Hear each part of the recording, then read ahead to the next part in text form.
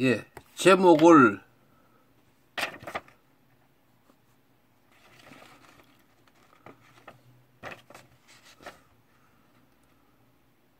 성재준 TV 양화를 제대로 바른 악화, 악의 꽃인가 이렇게 했는데, 자, 왜 이렇게 정했느냐. 성재준 같은 이런 친구가 악화인데, 악화가 양화를 구축한다 그렇게 했을 때 이 악화들이 대단히 불행한 일이지만 엄연히 양화를 제대로 밟고 있습니다. 그게 엄연한 현실이에요. 민주 시민이라면 이 현실을 분명히 각인해야 됩니다. 인간 세계가 이런 거예요. 인간 역사가. 그런 가운데 조금씩 해소되어 오는 게 인간 역사예요. 특히 이 시대 대한민국은, 이 시절은 악화가 자꾸 커가고 있습니다. 그만큼 보수 악화의 그 기질이라는 것은 끈질기고 무서운 것입니다. 그리고 악의 꽃인가, 악의 꽃 하니까 어디서 들어본 말이죠. 보들레르의 유명한 시죠.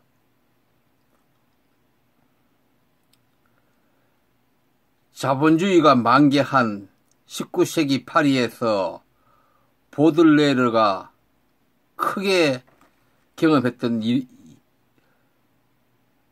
일들이 시로 형상화된 것이죠. 보들레르는, 그 젊은 보들레르는 그 파리에서 자본주의를 몸서리치게 그 자본주의가 유혹하는 것으로부터 강렬하게 체험을 했던 시인이죠. 말 그대로 이제 꽃인데 악이니까 모순이니까 이제 그 말 그대로죠. 파리의 그 화려한 그 자본주의가 만개한 그 유혹으로부터 벗어나지 못한과 동시에, 끊임없이 끌려가는가 동시에, 그 실상은 한편으로 피도 눈물도 없는 철저한 가벼운 기브 앤더 테이크의 원리에 의해서 움직이는 것을 보들레르라는 예민한 안테나가 그것을 잡아내어서 시로 형성한 것이죠. 그러니까 자본주의의 어떤 실체를 최초로 가장 강렬하게 체험할 시인이라고 그러죠. 그래서 그건 오늘날도 마찬가지예요. 보들레르가 오늘날 대한민국 서울에 불야성인 곳을 오면 그때 그 당시에 파리에서 느꼈던 것과 똑같은 것으로 느낄 거예요. 희왕찬란한 그 서울의 어떤 도심을 봤으면 보들레르가 오늘날도 같은 것을 느꼈을 거라고 보입니다. 그 안의 실상은 전부 가벼운 계산에 의해서 다 움직이는 것이죠. 서울 곳곳에 서울 도심이 있죠. 강남이니 어디니 해가지고. 자, 이 성재준 씨, 제가 그전 어느 영상에도 성재준 씨의 저 언어 마술에 안 쏘고 넘어갈 사람은 별로 없다. 최소한 보수 정도까지는. 그런 말 한 적이 있습니다. 그 쏘고 넘어가는 어떤 마술을 부리고 있어, 저 친구는요. 다들 웬만하면 대학 나왔는 사람들 것인데도 불구하고 설령 보수라 하더라도 앞뒤 논리가 안 맞고 기초 사실이 안 맞는 사실을 뜯는데도 불구하고 그것들을 눈치 못 채고 이렇게 쏙는데, 성재준 씨 언어 수법이, 언어 방식이 그렇게 안 쏟기가 어렵다 이런 얘기예요. 이번에도 들어보니까 역시 그걸 느껴요, 크게. 수구라면 당연히 썼고, 보수라면 대충 썼고, 대부분 썼고, 중도도 상당 부분 썩을 것 같아요. 그리고 진보적인 사람은 뭔가 이상하다, 저 친구 말이. 속지는 않겠지만 뭔가 그건 흠결이 있고 모순된다든지 이런 것을 느끼고 발견을 할 것 같은데 그것에 대해서 논리적 반박을 하기가 금방 손에 안 잡히는 그런 상태를 저 친구를 만들고 있어요. 진보적인 사람이 봐도. 그만큼 이 친구가 아주 복잡하게 얘기를 하고 있어요. 그리고 무슨 학자나 이런 것을 막 데리고 와버리기 때문에 여기도 아렌트를 지금 데리고 왔는데 한번 보도록 하죠. 근데 저는 이 성재준과 같이 이렇게 열화의 어떤 지원을 받고 관중이 넘치는 그런 장이라면 규범적으로, 역사적으로, 정치적으로, 그리고 법적으로 성재준 얘기를 하나하나 다 분석해가지고 뒤집어 엎을 수 있는데요. 솔직히 말씀드리고 저도 인간인데 팔이 날리는 변방인 이 제 유튜브에서는 그렇게는 하려니까 그럴 그 에너지가 나오지가 않아요. 그래서 요즘만 하려고 그래요.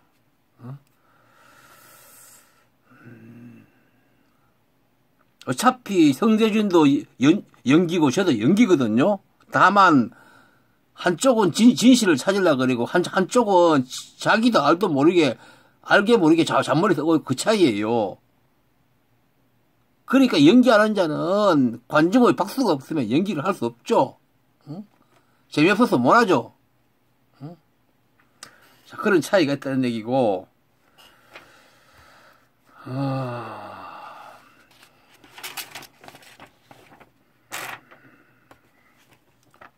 한번 들어보죠. 이게 무슨 말인지. 간단히 좀 할게요.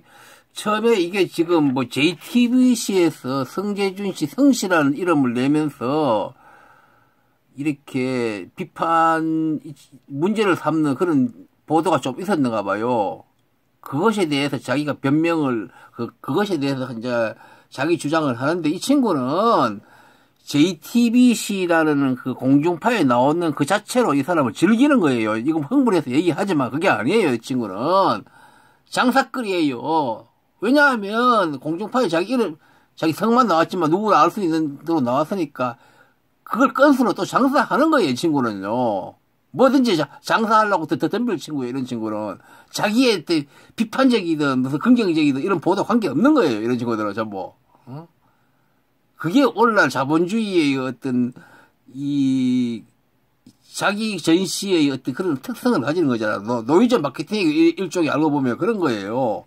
그러니까 그만큼 우리 사회가 타락했기 때문에 저렇게 저렇게 나오는 거예요. 나오는 것이 그냥 대충 통과되고 이런 거예요. 결국 그 사회가 얼마나 타락했느냐. 그게 모든 것을 말하는 거예요. 가장 대표적인 것으로 제가 지적할 수 있는 것이 성창호 판사에 관련돼서 탄핵을 요구했던 촛불 집회, 그거에 대해서 저는 얘기할 수 있는 것입니다. 성창호 판사는 자기만의 양심을 가지고 판결을 내렸죠. 그리고 그 판결을 가지고 마음에 안 든다라고 한다면 우리가 법치주의 국가라고 한다면은 법을 통해 가지고 그 판결에 대해서 우리가 수정을 한다든지 아니면 다른 판결을 요구를 한다든지 가능합니다. 그런데 그런 여러 가지 요소가 있음에도 불구하고 당시에 정청래 의원은 아니죠, 그렇죠? 정청래 같은 사람들이 이제 나와가지고 뭐라고 얘기를 했었냐면은 성창호 판사에 대해서 우리가 탄핵을 시켜야 된다라고 촛불을 들어야 된다 이런 식으로 표현을 했어요. 그러면 제가 지적하는 것이 뭐냐면 김경수 도지사와 관련돼가지고 자신들이 원하지 않는 판결이 나왔다라고 한들 촛불을 들겠다라는 생각을 가지고 있다라고 한다면 그 사람들에게 있어서 기본적인 촛불운동이라는 것은 법조차도 뛰어넘을 수 있는 초법적인 초헌법적인 권리를 마치 부여해 있는 것이 촛불운동이다라고 그 사람들은 생각한다라는 것이죠. 그렇기 때문에 저는 촛불운동이 현재 왜곡돼가지고 정확하게 촛불운동은 폭동적인 성격을 지향하고 있다라고 저는 지적을 하는 것입니다. 자, 그러니까 성창호 판사가 김경수 지사가 그 당시 2심했습니까? 뭐 구속을 하니까 거기에 이제 민주당 쪽에서 이제 그 부당하다고, 하면서 뭐 집회를 하고 이렇게 뭐 했다는 그거에 대해서 이제 무슨 폭동이다 뭐 이렇게 얘기를 하는데 그 당시에 이것의 관계에서 제가 다른 동양의 수상에서 그 판사는 사실관계 그걸 떠나서 법적으로 무죄 추정주의 그러나 구속영장 발부 구속의 사유 우리 법의 규범적 차원에서도 그 판사는 위반했다고 제가 얘기했습니다. 그건 내가 여기 설명하려고 하면 시간이 없으니까 그러니까 무죄 추정에도 반하고 그리고 구속 사유도 아니라고 제가 얘기했습니다. 도주 우려나 증거인멸 그것을 거론할 수도 없기 때문에 뭐 그건 그렇고 법적인 얘기를 하려는 건 아니고 자 이것도 길게 얘기했는데 짧게 얘기할게요. 판결에 대한 촛불 집회는요. 대한민국 헌법적으로 보더라도 얼마든지 가능한 언론 자유에 속합니다. 그것도 평화 집회예요. 그러면 저 친구들이 수구인데 성계준이가 저 수구인 성계준 입장에서 태극기 부대가 하는 온갖 행패를 어떻게 설명하려는가요? 자, 그건 그렇고 가치도 없네요. 긴 얘기할 필요도 없네요. 다음에 여기 볼까요? 폭동적인 요소가 있을 수 있고 5.18은 곧 폭동이다 이렇게 얘기한 게 아닙니다. 5.18 운동에 대해 가지고 폭동적인 요소가 있을 수도 있고 그리고 나아가서 어떤 사람들 같은 경우는 북한군이 개입했다라는 생각을 가지고 있는 사람들도 있으니까 여기에 대해서 우리가 다 모여가지고 토론과 토의를 해보자. 이 주장에 대해 가지고 한 개인이 갖고 있는 윤리에 어긋나는 거예요 라는 제 주문에 대해 가지고 뭐가 잘못된 겁니까? 저는 지금 제가 이 멘트를 읽는다. 자, 방금 뭐 폭동적 요소와 북한군 개입 이런 얘기를 했는데 그래서 토론해보는 게 뭐가 잘못이냐 토론하자고 주장하는 게 이렇게 이제 주장을 하고 있는데 폭동적 요소 이거는요 걸러먹었는 주장이에요. 폭동이 아닌 국민 저항권 행사예요. 그거는 민주주의를 말살한 부당한 폭도에 대한 자연법적인 저항권이에요. 헌법적 저항권 행사였어요.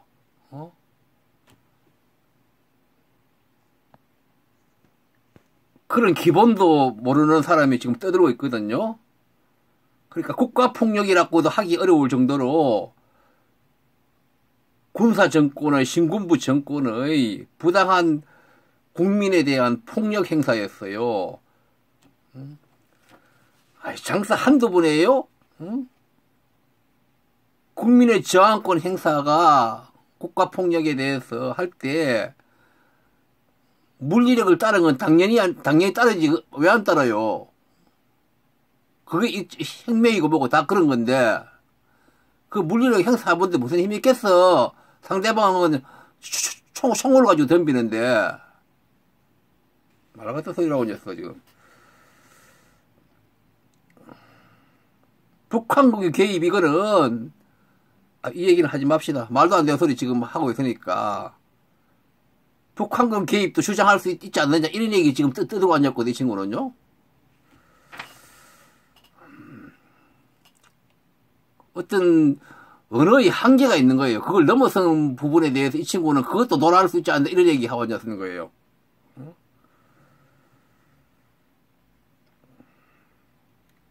다음에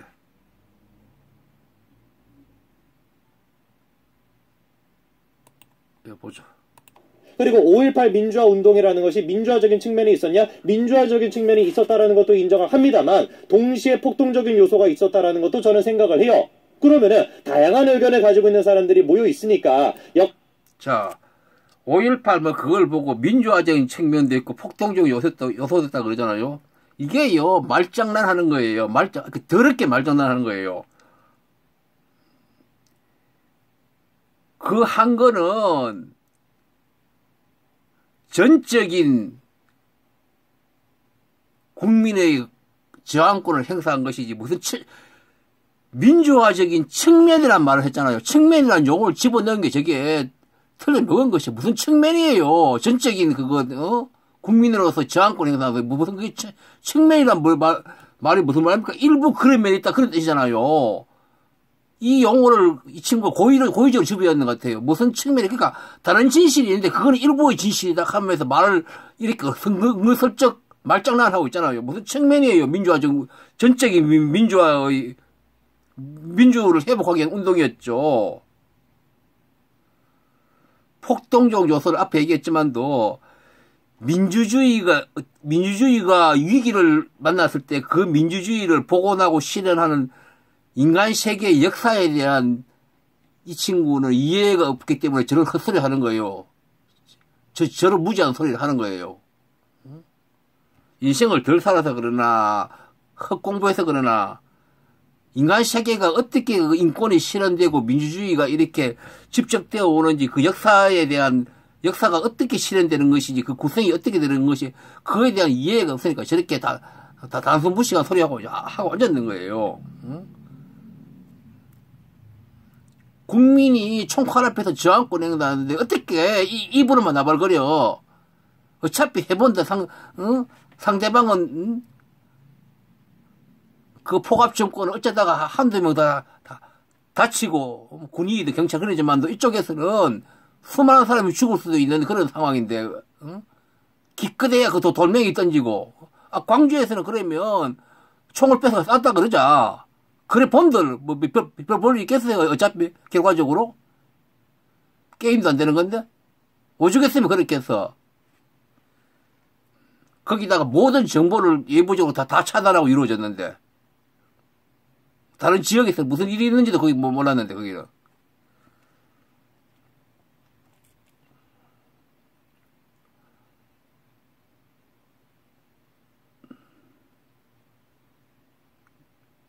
여기 또 보죠. 그 다음에 둘째, 법이 정했다라고 한다면 그러면 다 맞는 얘기입니까? 전혀 그렇지가 않습니다. 저는 항상 주장했던 것이 뭐냐면 법치주의를 항상 주장을 하죠. 그러나 법치주의라는 것이 법만능주의가 아닙니다. 무슨 말이냐라고 한다면은 지금 정해져 있는 법이 충분히 잘못될 수 있는 여지가 있다라는 거, 그 유연성을 인정하는 것이 법치주의인 것이지 현재 정해져 있는 법이 옳고 절대적으로 옳고 영원히 맞을 것이기 때문에 어떤 반대 의사도 표현하지 말고 무조건 따라라 라는 것은 파시. 자 봅시다. 광주 관련 법률에 대해서 비판하는 것에 대해서 왜 그렇게 그것을 문제를 삼느냐 이 얘기예요. 법치주의가 따르겠지만도 그렇다 그것은 항상 따른 게 아니고 비판도 할 수 있다고 이렇게 얘기하는데 이 친구는 말장난이에요. 이 친구는 뻥끗하면 법치주의 얘기하고 법도 쥐뿔도 모르더만요. 뻥끗하면 법치주의 얘기해요. 법치주의라는 그러니까 제가 얘기했죠. 인간 세계는 서열이 이거예요. 서열 따지면 제1순위가 이념이에요. 즉 국민의 상식이에요. 제1순위가. 그 다음에는 정치고 그 다음에 법이에요. 법치는 제일 아래에 있어요. 이게 무슨 뜻인지를 금방 제가 설명을 해야 되는데 설명할 시간이 없으니 그렇게 할 거예요. 그러니까 국민이 가지고 있는 상식이나 이념, 그 다음에 정치, 그 다음에 법이 있는 거예요. 국민의 이념 상식의 힘을 받아서 정치가 법을 만드는 그런 게 인간 세계예요. 근데 이 친구는 이 국민의 이념 상식이나 정치를 말해야 될 순간에 이 친구는 법치를 떠들고 앉았더라고. 각각 동영상 보니 그거 보니까 아이고 저는 초딩 같은 지식으로 가지고 동영상 한다고 떠들고 앉았고 전부 다 박수치고 앉았고 그리고 지금까지 법치 실컷 얘기해놓고 자기 필요하면 이제 그 법치란 것은 또 달리 할 수 있다. 반드시 비판할 수 있다. 이러고 앉았어요.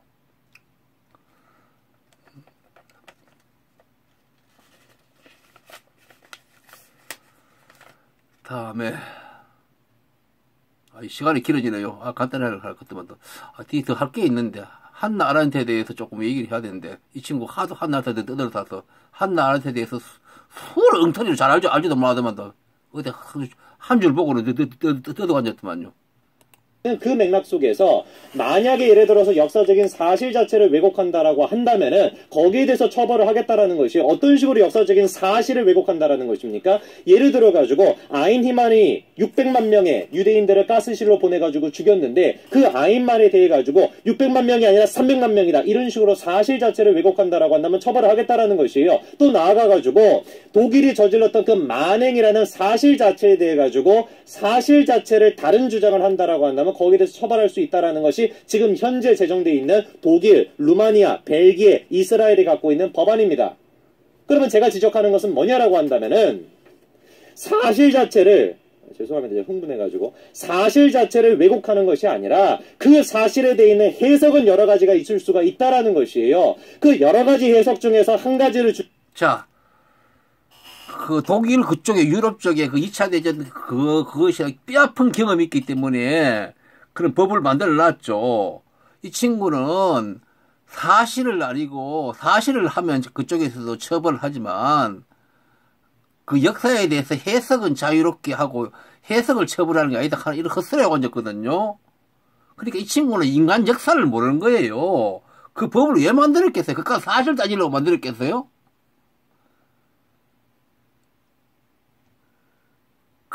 극우가 발언을 해가지고 뼈아픈 역사적 경험을 했기 때문에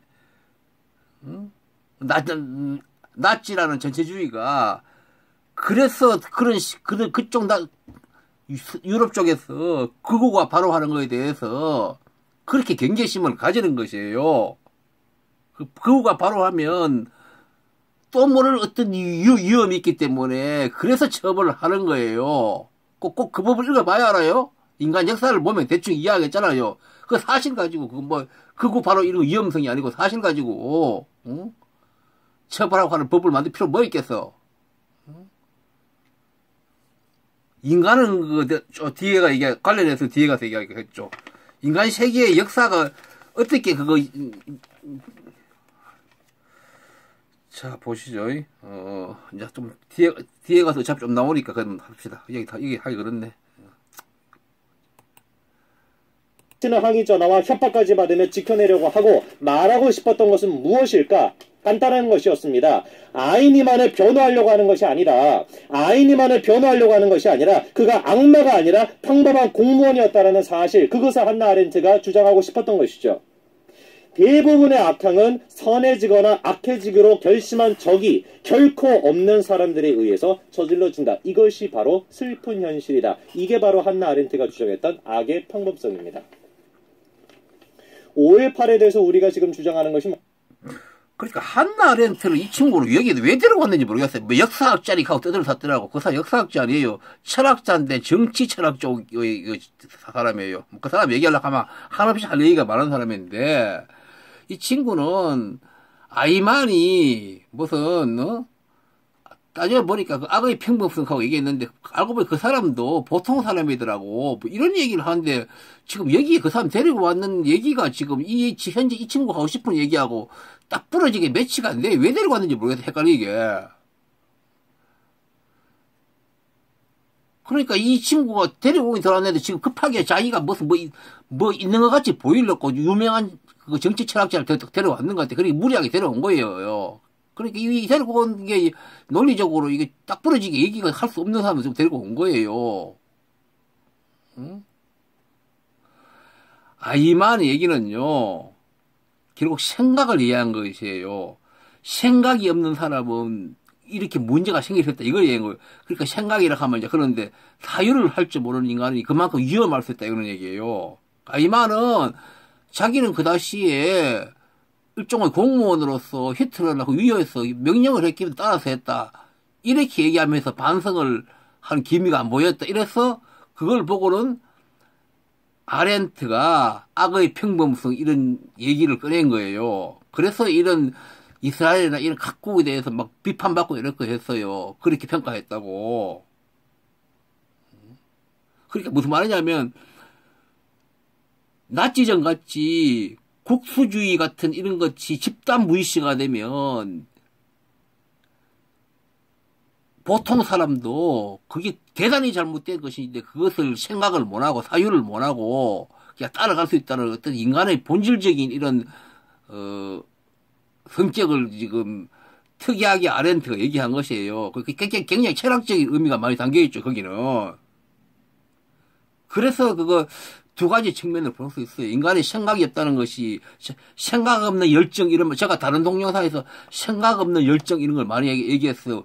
우리 현대사의 그 국가 정치 지도자들이 생각 없는 열정 때문에 어떤 이렇게 총체적인 경제를 발전했는지 모르지만도 국민의 삶이 이렇게 왜곡되고 이렇게 많았다고 그러고 이명박 대통령 같은 분들이 생각 없는 열정의 상당히 그 대표적인 인물이죠. 막 밀어붙이는 거. 왜냐하면 그 속에 어떤 국민 삶 속에 분열된다든지 양극화라든지 뭐 수많은 어떤 비인간적인 이런 것들을 일어나지 않도록 보살펴가면서 인문적인 이런 국민 교양을 시켜가면서 이렇게 하나 해야 되는데 그냥 밀어붙이는 게 이것도 생각 없는 열정이거든요.